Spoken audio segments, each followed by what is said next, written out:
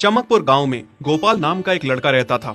उसकी सौतेली माँ और बाप ने उसे घर से निकाल दिया था। उसकी सौतेली माँ ने सब कुछ अपने और अपने बच्चों के नाम पे कर रखा था और गोपाल को हिस्से के नाम पे 3 गायें दे रखी थीं। गोपाल पढ़ा लिखा तो बहुत था, पर नौकरी ना मिलने के कारण उसने सोच लिया था कि वो अब उन तीनों गायें की खूब देख रेख करके उनसे जो दूध मिलेगा उसे बेच के अपना कारोबार चलाएगा। अब मैं बिल्कुल अकेला हो गया हूँ। गौ माता, तुम तीनों के अलावा मेरा अब कोई भी नहीं है। बस मेरा घर चलाने के लिए तुम तीनों को मेरी मदद करनी होगी। तीनों गायें बहुत ही हट्टी कट्टी और जवान थीं और रिश्ते में भी एक दूसरे की बहनें लगती थीं। चंपा, चमेली और मैना। मैना सबसे बड़ी और समझदार गाय थी। चंपा गर्भवती थी और चमेली को अभी अभी बच्चा हुआ था। वो दूध दे रही थी, जिसके दूध को बेच के गोपाल का थोड़ा बहुत घर चल रहा था। पर गोपाल को अब चंपा और मैना पे पूरा भरोसा था कि जब उनका बच्चा हो जाएगा तो वो खूब दूध देने लगेंगी और जिससे उसका कारोबार अच्छे से सेट हो जाएगा। देखा चमेली बहन, हमारे मालिक को कितनी उम्मीदें हैं हम तीनों से। हाँ चंपा, सुना मैंने, मालिक ने हमसे कितनी सारी उम्मीदें लगा रखी हैं। और उम्मीद रखे भी क्यों ना, कितना समय खर्च करते हैं मालिक हम पे और कितनी सेवा करते हैं हमारी, कितना खिलाते पिलाते हैं हमें। और फिर हम मालिक की उम्मीदों पे खरा ना उतरेंगी तो धिक्कार है हमारी जिंदगी पर। सही कह रही हो बहन तुम। चलो हम तो मालिक के लिए कुछ ना कुछ कर ही लेंगे। तुमने बच्चा दे दिया है, दूध भी दे रही हो, मैं भी गर्भवती हूँ। थोड़े दिनों में मैं भी बच्चे को जन्म दे दूंगी, फिर दूध भी देने लगूंगी। लेकिन इस मैना दीदी को देखो, हम दोनों से बड़ी हैं, एक बार भी बच्चा ना दे पाई आज तक। क्या इसका फर्ज नहीं बनता मालिक के लिए कुछ? ये तो बड़ी हैं, हमसे ज्यादा इसको मालिक के लिए करना चाहिए था, लेकिन हम छोटी होकर इतना सोच रहे हैं। तुम दोनों ऐसा क्यों कह रही हो? क्या गलत कह रहे हैं हम? सही तो कह रहे हैं। कितने सालों से बांझ पड़ी हो तुम। ऐसा कैसे कह सकती हो तुम?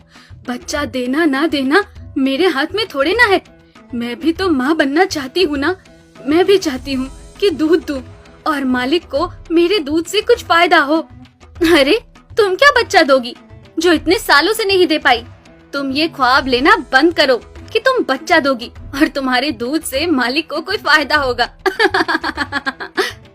दोनों छोटी बहनें बड़ी बहन मैना की बेबसी का मजाक उड़ाती हैं और उस पे हंसती हैं। इस बात से मैना बहुत दुखी होती है और रोती है कि उसी की बहनें उसको दिलासा देने की बजाय उसे ताने मार रही हैं, उसका मजाक उड़ा रही हैं। फिर एक दिन गोपाल का पड़ोसी उससे कहता है, अरे गोपाल, तुम्हारी 2 गायें तो ठीक है, एक गाय का क्या है?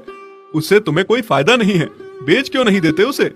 अरे नहीं नहीं भाई साहब, बेचना क्यों उसे? अभी बच्चा नहीं दे रही तो क्या पता कल वो बच्चा दे दे। कोई भी काम जल्दबाजी में नहीं करना चाहिए। अरे नहीं गोपाल, मेरे कहने का ये मतलब था कि तुम्हें अपना कारोबार जल्द खड़ा करने की जरूरत है, क्योंकि तुम्हारे घर वालों ने तुम्हारे साथ जो कुछ भी किया वो बहुत गलत था। अब तुम्हें जो भी करना है अकेले ही करना है।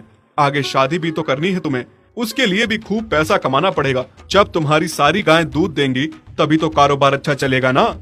हाँ, बात तो तुम सही कह रहे हो भाई।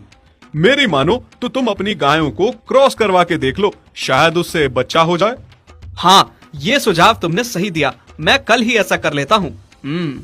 सुना तुमने मैना बहन मालिक की बातों को? कितना परेशान है मालिक तुम्हारी वजह से, पर तुम्हें तो कोई बात कह ही नहीं सकते, झट से बुरा जो मान जाती हो तुम। मैना ये सब सुन के बहुत दुखी होती है, पर करती भी क्या, उसके हाथ में कुछ नहीं था। गोपाल ने मैना को क्रॉस करवा के भी देखा, पर उसका भी कोई फायदा नहीं हुआ। गोपाल, जो सुझाव मैंने तुम्हें दिया था, क्या वो तुमने आजमाया? हाँ भाई, वो भी करके देख लिया, पर उसका भी कोई असर ना हुआ। ये गाय किसी काम की नहीं है गोपाल, मेरी मानो तो इसे बेच दो। मैं सोच रहा हूँ एक बार फिर से क्रॉस करवा के देखता हूँ, शायद कोई बात बन जाए। देख लो, पर मुझे नहीं लगता। देखा, इन लोगों को भी पता चल गया तुम बच्चा नहीं दे सकती, तुम बांझ ही रहोगी। सही कह रही हो तुम दीदी, इतने जतन करने के बाद भी बच्चा नहीं हो रहा तो अब क्या होगा? गोपाल मैना को एक बार फिर से क्रॉस करवा लेता है। दोनों बहनें चंपा और चमेली मैना के बांझपन का मजाक उड़ाती हैं और उस पे खूब हंसती हैं। फिर एक दिन मैना चमेली के बच्चे के साथ खेल रही थी कि तभी चंपा देख लेती है। हाँ देख तो चमेली दीदी, ये मैना दीदी तेरे बच्चे के साथ क्या कर रही है?